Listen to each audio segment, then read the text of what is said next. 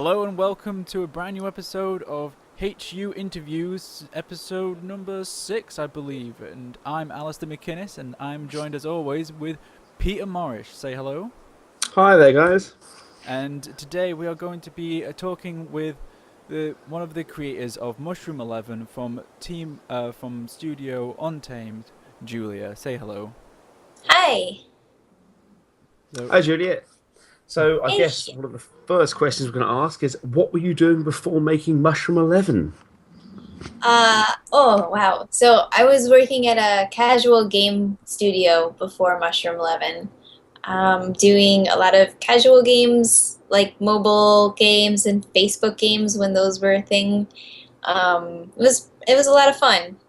And that's actually where we met. I met Karen Simon, who Kara is our producer on Mushroom 11, and Simon is our artist. So I got to work with them several years before Mushroom 11 was even a thing. So, Fantastic. So was it when you did these like pre games, were they quite big teams or was it again quite small teams? Because Mushroom 11's 4 to 5 people, is that right? 4 people, yeah. No, small teams too. Casual games don't usually take up a lot of resources, unlike maybe AAA games. Probably 6, 7, 8 people on a team. So pretty small. Yeah. Cool.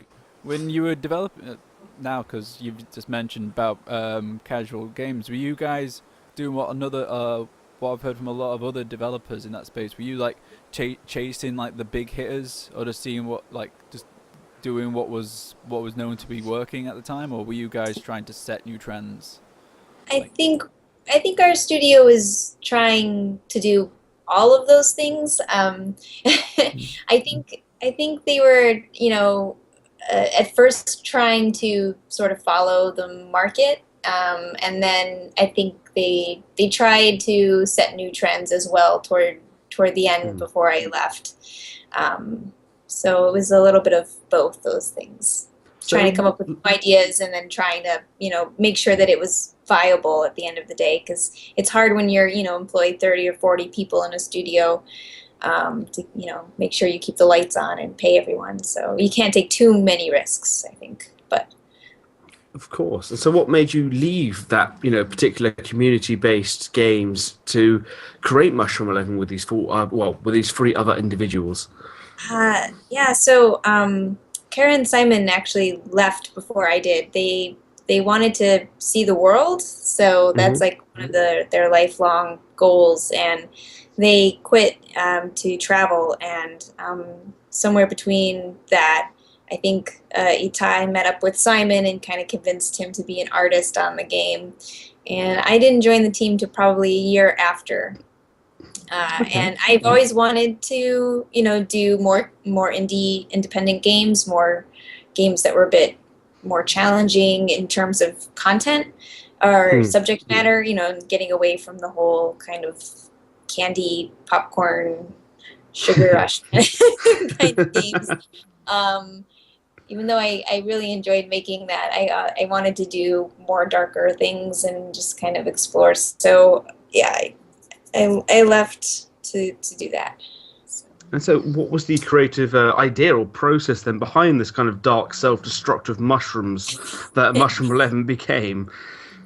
I came out of a game jam, actually, a global game jam, 2012. The theme was a snake eating its tail, and it was Itai and my first game jam. So we went together, and I remember him coming up with the idea for Mushroom 11 really fast. He was like, oh, what if you're like an organism and you kill yourself and then you regrow? And I was just like, how are you going to code that in 48 hours? And he coded it in 8 hours. And I was like, okay, this is what we're doing. I was really taken aback that he was able to do it in like under 8 hours. Jeez. So was there like kind of 2 versions of the game then, like the game jam version, of course, and now the released version of Mushroom 11, which I imagine is quite different to the original game jam. You can find a video of the original game jam game. It's really different. It's all black and white because I didn't have time to do anything fancy. I spent like 2 hours on art, and and yeah, he there was basically, it was super clunky, very pixely. You just remove stuff and it grows, and there's 100% probability on the surface, so like you could delete it and it could grow right back where you just deleted it. It's really kind of clunky.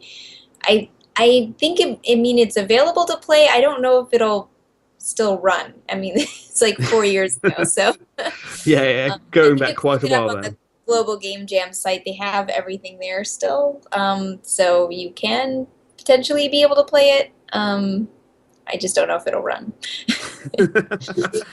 So, in taking, of course, Mushroom 11 from its basic prototype in game jam form to a fully fledged, indie game, what obstacles did you face along the way? Oh, so many.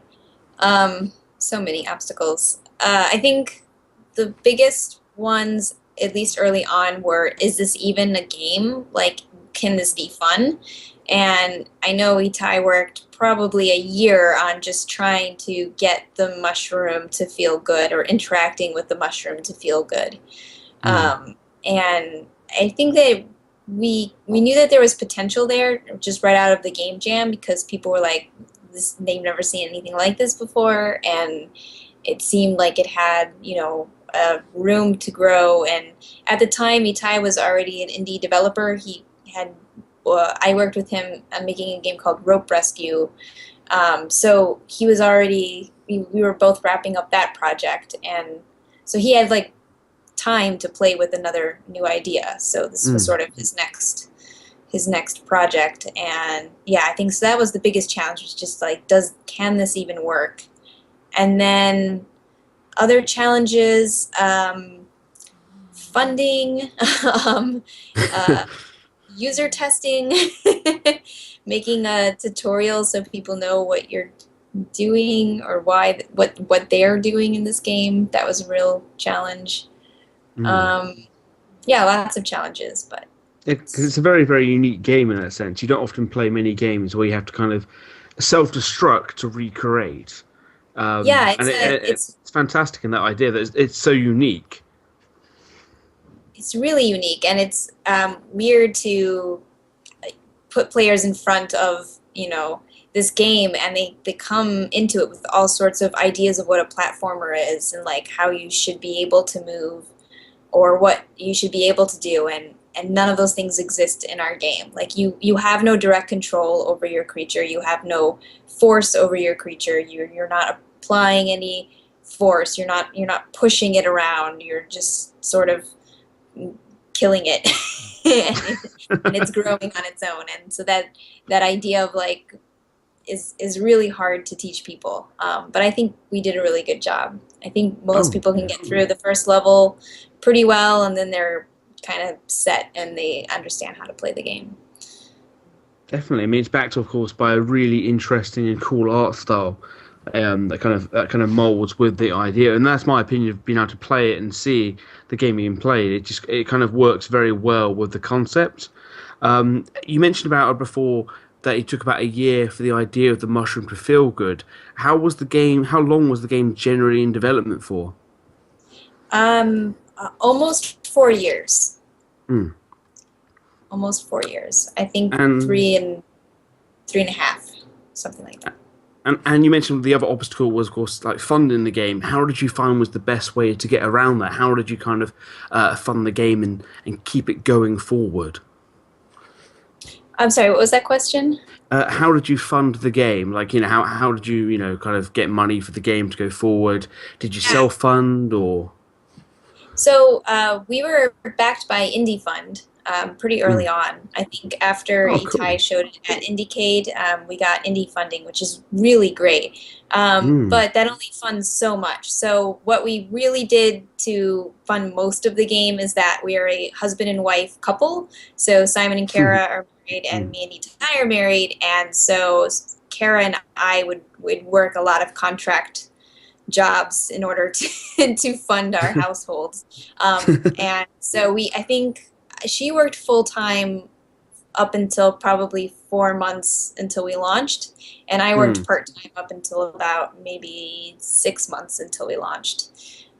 So I mean, it was, just enough work that I could, work on Mushroom and then work on some contract work and just barely eke by.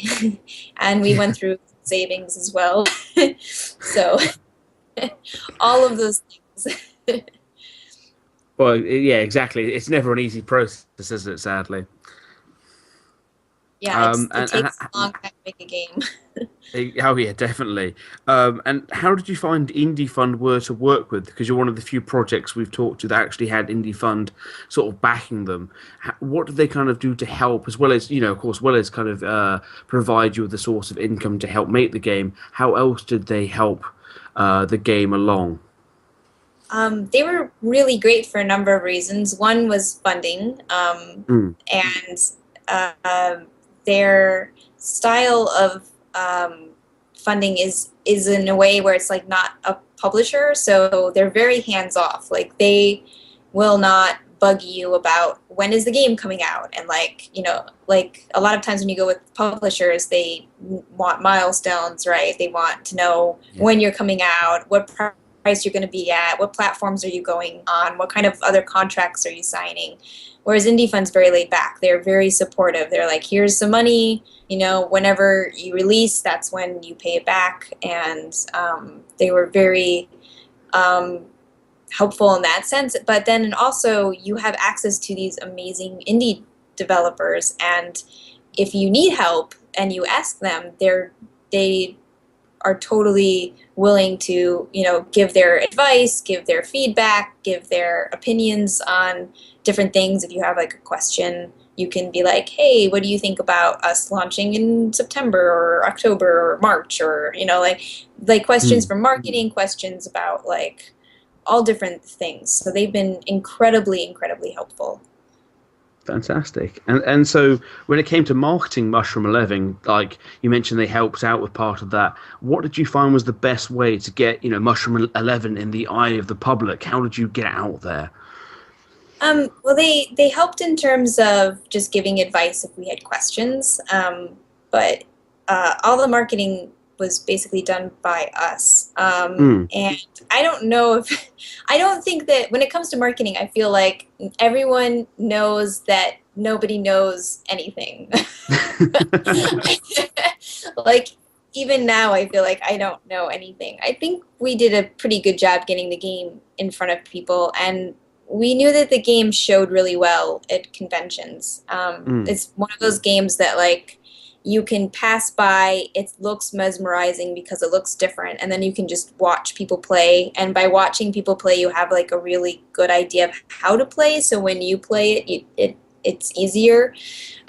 So it brought in a lot of crowds, and we just figured, like, this was a really good way to kind of get the game out, was by going to a lot of shows. But I don't think that works for all games. Like, it doesn't really work for games that involve a lot of story, because you can't really get into a story on a crowded show floor. And it doesn't work for a lot of multiplayer games, or I don't know, there's just all games are just so different from each other that they require really different marketing, like, plans. Yes. So I totally agree in that. I mean, Mushroom 11 is very kinetic, isn't it? You can see the organism move and be created through your own interactions with the organism and the environment. When I originally saw it in Spain, I was kind of mesmerized, like you said, by just the art style and the kind of in the way the whole organism moved was so different to any platform I'd personally seen before. And so what is kind of the next step for Mushroom 11? What's out on at this point in time, and how could people get hold of it? It's out on Steam right now for PC, Mac, and Linux. Also Humble and GOG. We are working on a mobile port this year. Will probably take us a little bit of time to get out, but that's the next big project. And we are also working on localization as well. So there's not a lot of text in our game, but we would like to try to localize it. No, I can imagine it would work really nicely on mobile, using your fingers to swipe and create Yeah, and destruct the creature. Just would totally go with it. yeah, yeah. You So know, we're working on that next. so is that your main focus, or have you got another project you're also working on? You know, what is going on in your world, really? That's all that we're focusing on is just the mobile for now. Ty and Mm. I are both working on contract jobs right now, so that takes up some part of our our day. So Of it'll be a course. little slower going forward, but yeah, we're excited about getting it out on mobile. So. Mm. What was your favourite part of development for Mushroom 11? Because of course it's come a long way.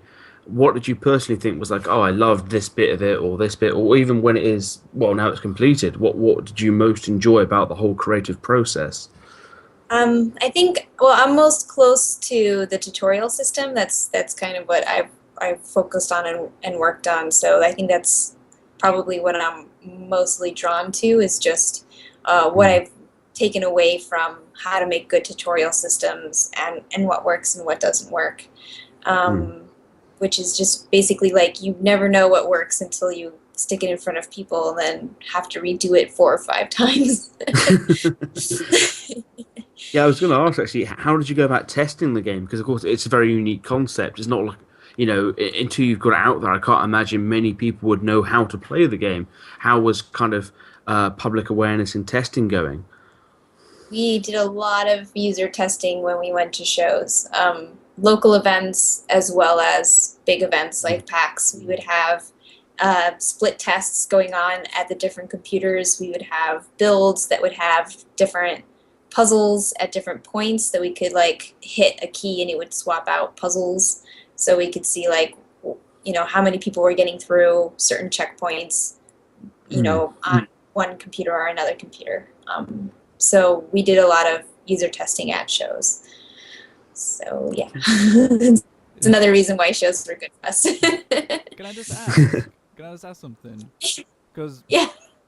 I know I haven't said much, but um, No, you can't. You can't ask anything. What you on yeah. about? When you're doing these shows, because we've spoken to other people who've done like packs and done local shows, and they do the same process. So I was just wondering, like, when you go see other like creators stuff, you see another studio like doing like another indie developer showing off their like stuff. Is that the vibe that you get from these shows, that they're not really like demos, but they're really just like the best way possible for you guys to actually just get that feedback? So is it like, is everyone just there just like going like, this is pretty much the best way that we can do QA these days, is doing these shows? I don't know. I mean, I think it depends on the developer and what their budget is and like who they have access to in terms of like their local communities. Um, so I think a lot of developers use shows as testing. Um, maybe I mean again, it depends on the game too. Like is it so buggy that it breaks? Is not like user testing is more like does my tutorial work? Like, how are people receiving this idea? But if it's already like an idea that's, a game that's close to finished, then it might be something as simple as like, is my Scrum system working? Or like, is my UI system really clear or something like that? So I guess it depends. But I think for us it was really important because we have like a small community or smaller community in New York. I mean, it's grown a lot, but like it's really easy to burn through our friends in terms of testing them. Like, and once you've played the game, we can't really trust you anymore. Like you already know how to move, right? We need like new people to play. Mm. And we need people who are not gamers and people who are gamers. So, like, going to different shows was really great because, like, for example, in South by Southwest, it's not like PAX where they're like people who like technology, but they're not necessarily into games and they don't have the same vocabulary as gamers do. So, putting them in front of a platformer, they're going to react differently than at PAX, say. Definitely. And what kind of platform was inspired in, Mushroom Eleven's development? Because of course it's quite a different platformer, but what kind of games kind of gave you inspiration to move the game forward from its prototype to its finished product? Oh wow. Quite a few. I think Rayman Legends was one in terms of visual style anyway. Mm. Was one game we looked at a lot. Um, we looked at a lot of puzzle platformers, like Braid and um, like the Swapper and Mm. um, yeah. I don't know. I would have to say probably Rayman Legends Yeah. actually. Do you have a Um, favorite platformer yourself? Me, my favorite platform. I don't know if this is considered a platformer, and I don't know if it's my favorite, but like I'm obsessed with Snakebird. So Haven't I've played been that actually. playing a lot of that. It's really cute. it's, but What's it it's about? Like, really what's the hard. one line pitch for Snakebird then? It's like a spatial puzzle. It's kind of like I don't even know how to describe it. Oh my god, it's so horrible. It's so simple too. It's such a simple game. It's like it's kind of like Tetris if Tetris was a bird that looked like a snake on some rocks. Ice. I'm picturing quite an interesting situation in my mind. So, okay, what was the one sentence pitch for Mushroom 11? You know, because I imagine when you went to Indie Fund, you had to kind of explain the idea and as coherently as possible. I gave up on pitches and I just started to pull out Vine videos to people. Nice. But I think our pitch was like you're an amorphous blob that then you delete yourself and it grows. I mean, we just never really got our pitch down very well. But I don't know if that's necessarily crucial for games. I mean, it definitely helps, but I don't think Mm. you need like a perfect sentence. Like if you can explain your game in a video or a Vine or a GIF, it's probably just as good too. I don't know. No, it I makes don't know. I sense. don't know Yeah. anything about marketing anymore. I'm convinced. I don't understand it. Well, I remember when we met in Spain. You mentioned about a marketing a convention you went to, where it was quite a different situation between indie marketing It was and crazy. It was AAA such a great marketing. insight on stuff. But yeah, it was called the New York Game Conference, and it was actually a bunch of AAA studios that were talking about marketing specifically. Mm. And I got asked to talk, and it was really interesting because mine was on shoestring budgets, and the talk before mine was a panel of people from I think it was Ubisoft and Crytek, and the guy from Ubisoft was asking the guy from Crytek like, oh, you're an indie studio and you only have $100,000 of a marketing budget for the first 3 months of your product. How do you go about marketing something on such a small budget? And me and my friend who are also indies were like looking at each other and we are like, that would fund our entire studio for a year at least, like how is that indie? Like so I went up there and I was like, so my indie budget for marketing is like $5,000. That's what I have. I mean, these guys were talking about like $30 million marketing budgets for a title for the first 3 months window for launch, like TV ads and billboard ads, and it was just a completely different world. Very fascinating, but very different.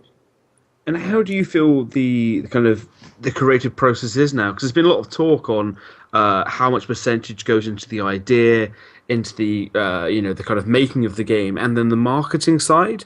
Do you think it's like 25, 25, 50, or do you think it's like the opposite? What's your opinion on the kind of process now to get your game out there and get it recognized?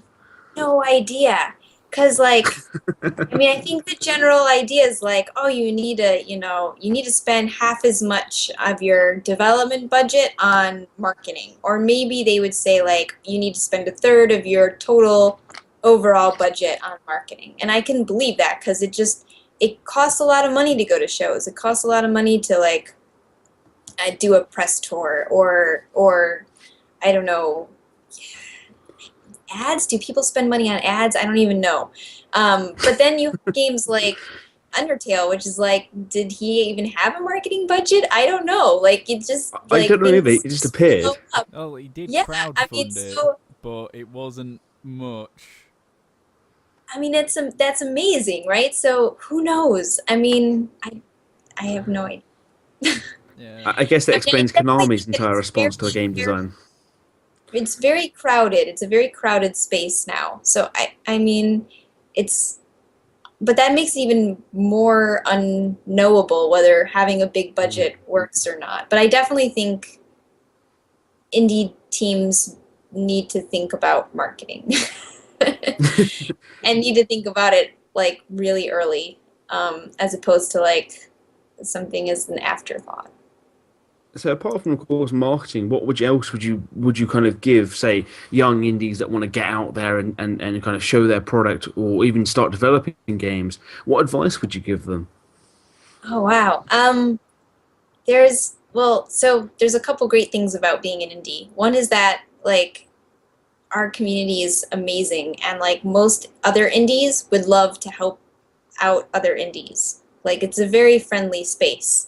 So don't be afraid to reach out to people and ask for help or advice or anything. There's a lot of great online resources for starting up indie stuff. I think Rami, Ismail, and Vlambeer have done a really great job of like helping other indies out, and they have a ton of resources. And so yeah, just look it up and don't be afraid to reach out to people because we're all sort of here to help. And I think also making games is really hard, and it's really you put yourself out there like any kind of creative space. So I think another advice would be that maybe you don't hear so much is like to have relationships with other indies and to have relationships with friends, just so you have a support group, because you'll probably be stressed out if you're gonna do indie stuff seriously anyway, and you might, I don't know, if you like launch your game, or if you are working really hard and burning yourself out, you kind of need other people to sort of be, your support system in a way, if that makes Hmm. sense. I feel Yeah, like it does. Yeah. that might not be something that a lot of people talk about, but I do think it's kind of important. And maybe that's why the indie space is so helpful, because we kind of realize how tough it is. Definitely. And so yeah. How was, I mean, speaking of launches, how was the launch of Mushroom 11? How did that make you feel? Because, of course, it's just this big project you've worked on for so many years, it accumulates Yeah, to you it releasing. was terrifying, and it was great, and it like we had a really great game, and it got a lot of really good reviews, and it did really well. But I think no matter what, it's just kind of overwhelming, like good, bad, whatever. It's just sort of, you're just so burnt out by the time you get to launch that you're either like, okay, I don't want to look at anything, or then you do, and then you read every comment, and it's very emotionally intense, I think. And I was sort of Mm. prepared for it, but it wasn't like I wasn't at the same time when it happened. Like, I mean, it's really good, but I think it's just like anything, when you launch something that's close to you, it's kind of hard to like also let it go. And then when it's done, it's like, well, what do I do now? Or it's like, it's weird. Just a very weird. It's like your brainchild, isn't it? You've given It's birth to like this over so baby, many yeah. years. Yeah, and it's like you want to protect it, but then at the same time it's like you don't want to let it go, like Yeah. or yeah, like it's so weird. It's like no matter what the outcome of your launch is, there's like all these mixed feelings of like this thing that you poured your heart into, and it's like, oh, now it's out and it's all grown up now, and it's like it left for college, and I need to like clean out its bedroom or something with put a new game in or something. I don't know.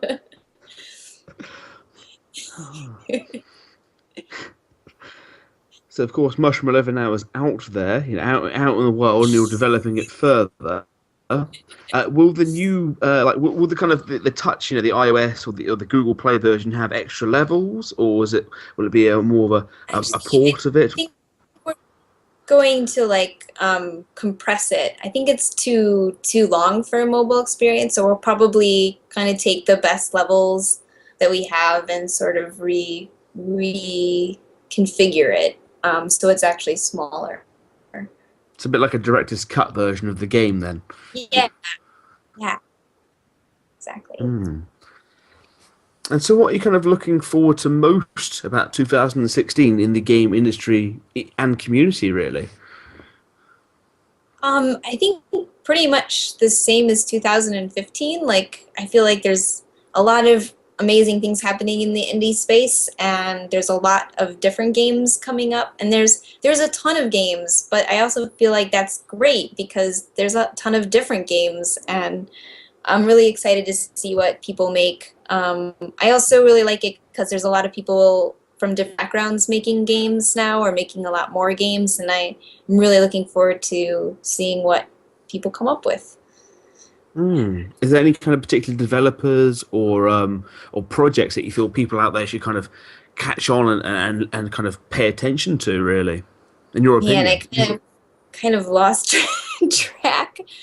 There's like so many great games even this month that just came out that I'm like, I can't keep up with all these. I don't know. I don't really have anything off the top of my head right now, which I usually do, but I don't right now. That's fair enough. So Sorry. where can no, of course not. It's like when you're making a game, of course it's self-involving. It's a lot to do, isn't it? It's a huge project you're undertaking. I can understand other developers have also said they haven't had a lot of time really to pay attention to other projects because there's as you said so much out there and so much they've got to do themselves that Yeah. it's difficult to stay on top of everything. Yeah, I'm okay. I have a few. So Oh, go for Super it. Hot. Can't wait for that to come out. Super Hot looks Fantastic. really interesting. Hyperlight Drifter is supposed to come out at some Oh point soon, yeah, unless it's yeah. already out. Unless no, it's not out yet, No, it right? just comes out soon. Yeah, yeah. So, and then there's like a whole bunch of games that just came out. That Dragon Cancer, which I am afraid to play, but I will play. I have it. I'm the I just same. Don't haven't. worry. The Witness and Firewatch. Yeah, like big games that came out. Actually, That was all speaking of the like this Witness, month, right? actually, It's just crazy. yeah, it's all this month. Actually, speaking of the Witness, how do you feel about the price tag the Witness has had? Actually, because of course it is officially the most expensive indie title ever released, in the sense That's, of how much it costs the consumer. I feel like that's great. I don't know. I feel like good for him. Like he spent years and years and years, like what, 7 years, 8 years on this game with a team Yeah, of people. Like it's a lot of work. So good for him for, you know, charging standing 40 up for the bucks. indie. Yeah, Yeah. and to be fair, that conversation needs to change. Mm. It's got so weird over the last few years. I mean, coming from coming from like casual mobile games, you probably see the side to this, but like going like the race to the bottom has been so Yeah. dramatic over the last few years that for Yeah. someone to come out and say like, no, our game is worth $40, £40, Yeah, I feel it's a like good stand to take. and he can do it, and so that's more power to him for doing it. Like I feel like he can because everybody knows who he is, and they have this expectation of quality. Whereas like somebody like us who would come out, like we're not known, right? We're not like nobody's played our other games or really knows about us, so it would be much harder for us to do that. But I But wouldn't say the quality is any less though than The Witness. Mushroom 11, like I said, it is a really The Witness fantastic is looking pretty game. this is pretty amazing. But yeah, yeah. No, I also feel like a lot of people, including myself, to be honest, like will see a bunch of games and be like, oh, I'll put that on my wish list, and then wait for a sale to come. Like we're sort of trained to like wait for sales now. And I'm really Yeah, guilty of it's a this. weird thing. I totally just bought a bunch of games because of the lunar sale that like I probably should have paid full price for, because I'm just as bad. Like, so I understand like there is this like mentality, but it's really hard for indies to like survive if like everyone's like, oh, we'll just wait for 50% off in a few You are months. so right, and I'm just as guilty as you are about waiting for that sale. And really, I guess I should be buying the indie products at the amount that they were there for, because it's not generally very expensive, is it, compared to AAA titles that sell at normally 50, £60.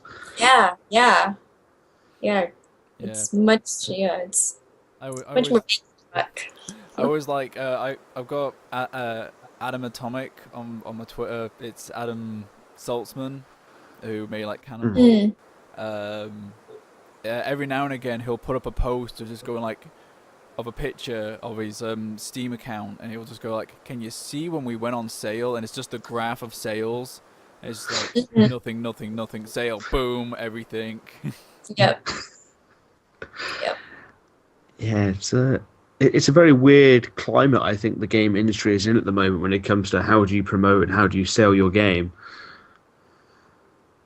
Yeah, You know, it's gonna be interesting to see what people talk about at GDC, if this mm, like indie apocalypse is a thing. Because I don't actually think it's a thing, but I think that the industry has changed even in the last like 3 years. Like the way you go about marketing is so much different. The way your expectations of like where you're gonna earn money in terms of being on sale versus not being on sale versus, I mean, all these things I think are changes that have mm. affected our industry more than I would have guessed, I guess. I don't know.